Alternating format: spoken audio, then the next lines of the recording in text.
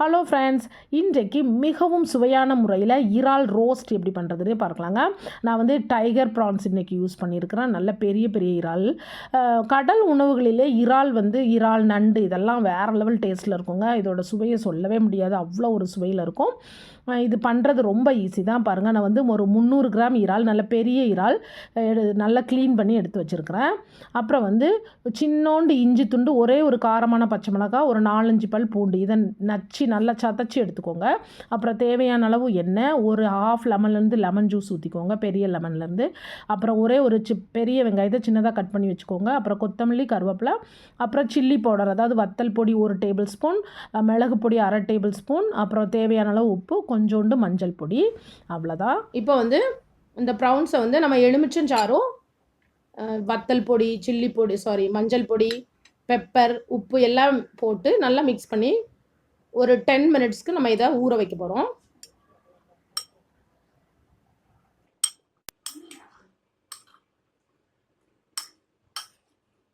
உங்களுக்கு இதில் காரம் கம்மியாக வேணும் அப்படின்னா நீங்கள் பெப்பரை கம்மியாக போட்டுக்கலாம்.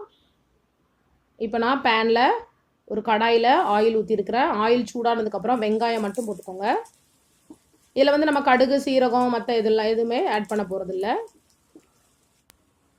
வெங்காயம் நல்லா ப்ரௌன் ஆனதுக்கப்புறம் இஞ்சி, பூண்டு, பச்சை மிளகாவை இந்த மாதிரி இடித்து போட்டுக்கோங்க.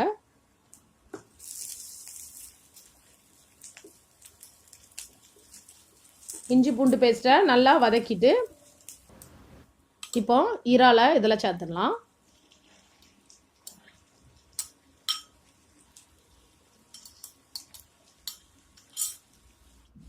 இப்போ இதை நான் நல்லா மிக்ஸ் பண்ணிட்டேன். மிக்ஸ் பண்ணதுக்கப்புறம் நம்ம இதை மூடி வச்சு குக் பண்ண போகிறோம். ஒரு 4 நிமிஷத்துக்கு மூடி வச்சு குக் பண்ணிக்கலாம்.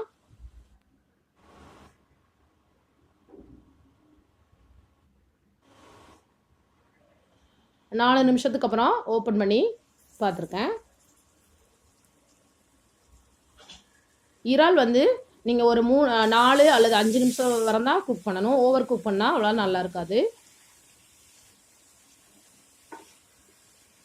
அந்த இறாலில் உள்ள தண்ணியிலேயே அது நல்லா குக் ஆயிரும்.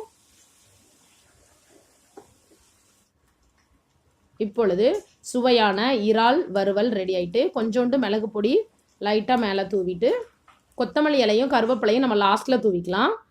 நீங்கள் வந்து கொத்தமல்லி இலையும் கருவேப்பிலையும் லாஸ்ட்டில் தூவினீங்கன்னா நல்ல ஒரு கருவேப்பிலையிலேருந்து நல்ல ஒரு மணம் வரும். அது ரொம்ப நல்லாயிருக்கும்.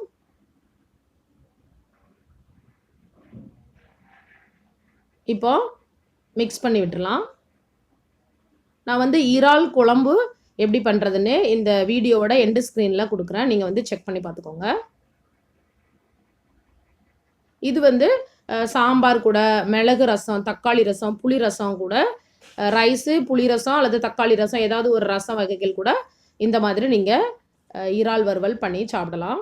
இது ரொம்ப டேஸ்ட்டாக இருக்கும். நீங்கள் இதே மாதிரி ட்ரை பண்ணுங்கள். இது ரொம்ப சிம்பிளான ரெசிபி தான். இது வரைக்கும் பொறுமையாக என்னோட வீடியோ பார்த்ததுக்கு ரொம்ப ரொம்ப நன்றி. தேங்க்யூ ஸோ மச் ஃபார் வாட்சிங். தேங்க்யூ.